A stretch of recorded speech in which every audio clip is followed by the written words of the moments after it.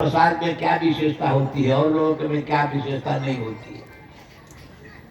अब उसके मन में विचार आया कि यदि मैं खाऊंगी तो मेरी भूख मिटेगी, आज छोड़ दूंगी तो राजा का दुख मिट जाएगा। राजा तो वंश के लिए तड़प रहे हैं, ये उनका वंश का आधार हो जाएगा तो राजा का दुख मिट जाएगा। अब मैं खाऊंगी तो कुछ देर के लिए भूख मिटेगी, फिर खाना पड़ेगा तो ना।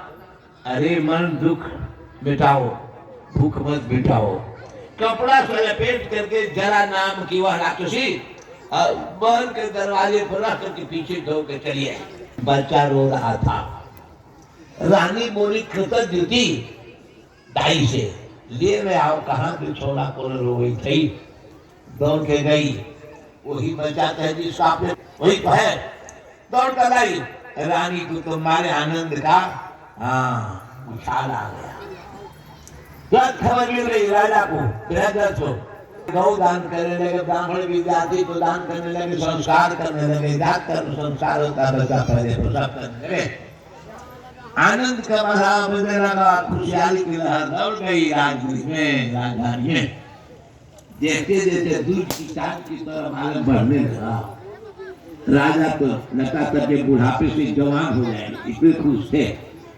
लेकिन बुढ़ापा भले मान लो कि बुढ़ापा नहीं, लेकिन बुढ़ापा जाने वाला नहीं होता है। बुढ़ा के बाद मौतें आती है, जवान नहीं आती है। पास्ट प्रेजेंट नहीं होता है, फ्यूचर प्रेजेंट होता है। जवानी तो पास्ट है, फ्यूचर मौत है, वही आने वाली है। बुढ़ापा जाएगा नहीं, मौत को बुलाएगा बस। यह सोच करके राजा बुद्धिमान बृहदर्थ ने अपना मुकुट बड़ा होते ही अपने जरा के द्वारा संधि माने जोड़ देने से बचा हुआ, तो नाम रखा जरासंध। जरासंध बेटी पर मुकुट रख दिया, राज का भार देकर के चले गए जंगल में। पहले के लोग बुढ़ापा जंगल में प्रस्थान कर जाते थे, आजकल तो बूढ़ो होने पर न बुढ़िया पूंजी छूटती है आश्रम के, और बुढ़वा मलकई देता है और जीते जी तोरा मालिक बना दे नो। लेकिन बृहदर्थ चले गए मालिक बनाकर राज देकर के, राज संभाल लिया जरासंध। उसके मन में एक ही था भाव कि पिताजी द्वारा मिला जो राज है उससे हमको कई गुना बढ़ाना है। अब बढ़ेगा कैसे? श्रद्धा पूर्वक हम चिट्ठी लिखेंगे, हमारे राज में अपने राज्य को मिला लो, नहीं तो युद्ध करो। आज युद्ध में जो पराजित हो जाए, हाथ जोड़ ले उसको तो छोड़ दे, और जो लड़ने के कारण उनको जेल में पकड़ कर डाल दे। भागवत में लिखा है कि 20,800 राजा राजू के पहाड़ी जेल में जरासंध के द्वारा बंद किए गए थे। वे बराबर प्रार्थना करते थे, कृष्णाय वासुदेवाय हरे परमात्मने प्रणतक्लेशनाशाय गोविंदाय नमो नमः। लेकिन यह प्रार्थना सुनने वाला कौन था?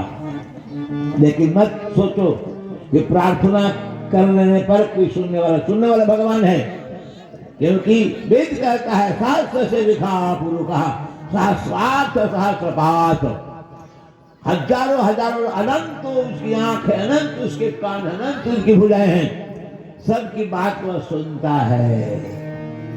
और क्या करना चाहिए वो किसी से राय नहीं देता है, वह स्वयं अच्छा और बजाय सुन करके उसका परिणाम देता है कर्म के अनुसार। तो प्रार्थना उनकी सुन लिया भगवान ने। कल कथा सुनाए थे ना, राजा बलि की प्रहलाद का पोता विरोचन का बेटा आचार्य शुक्र के कहने पर भी नहीं माना और वामन भगवान को 3 पग जमीन दे दिया। 3 पग भगवान सब ले लिए, घबराया नहीं।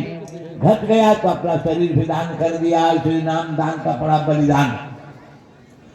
बलि राजा यहाँ जो गए थे भगवान वामन, वही वामन भगवान दुनिया के दुख दूर करने के लिए आ गए। जरासंध के अत्याचार को देख करके भगवान आ गए। कैसे आए, कहाँ आ गए, अब सुनिए। जरासंध राज्य का विस्तार करते हुए चतुरंगी सेना, जिसमें हाथी का दल, घोड़ों का दल, पैदल और रथ वाले 4 सेना का नाम चतुरंगी था। चतुरंगी सेना लेकर के बढ़ गया कहाँ? मथुरा की ओर। राजगीर से मथुरा गया। यमुना किनारे लाखों सेना का शिविर डाला। तेज समय आना पड़ गया सो आराम करने में। हाथी के लिए अलग, घोड़ा के लिए अलग, पैदल के लिए अलग, रथी वीरों के लिए अलग का व्यवस्था किया। उसके हाथियों में वो कोलिया पीड़ हाथी था, बदमाश और बड़ा बलवान। रात में पैकर तोड़ करके भाग गया। बहुत से पहलवान उसको बस में करने का प्रयास किए, लेकिन बस में नहीं कर सके। सैकड़ों पशु मार डाला, झोपड़ी उधार दिया और रात भर इधर उधर घूमता रहा हाथी। रात भर घूमते घूमते भोर हो गया। उसी मथुरा में राज करते थे महाराज उग्रसेन। उग्रसेन का एक बेटा था, नाम था कंस। जब सुना कि एक पागल हाथी है, बहुत उत्पात करता रहा है, सवेरे सवेरे रोज अखाड़ा में वो व्यायाम करता था, जोड़ करता था पहलवान से। लंगोट बांधे हाथी की ओर दौड़ा, अब भीड़ गया हाथी से। जहां 20 से पहलवान नहीं संभाल पाए, वहां अकेले कंस ने उसको संभाल लिया। हाथी को पकड़ करके और अपने हथियार में बांध दिया।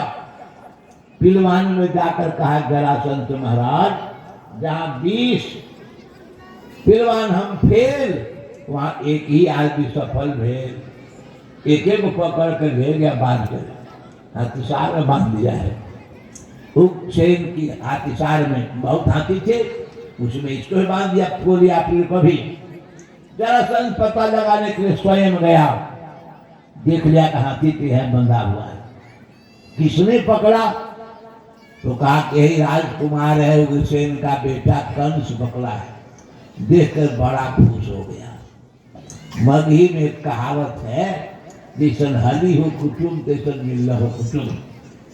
जरासंध का कम पहलवाने खोजिए रहे थे, ये तो जोड़ हमारा मिल गया और नवयुवक हमसे कम उम्र का है, इसे नाता जोड़ लेना चाहिए। धनिका धनिक दामाद देखता है, पढ़ल का पढ़ल दामाद देखता है, पहलवान पहलवान दामाद देखता है। तो जरासंध धनिक था, पहलवान था, बस पकड़ लिया साथ।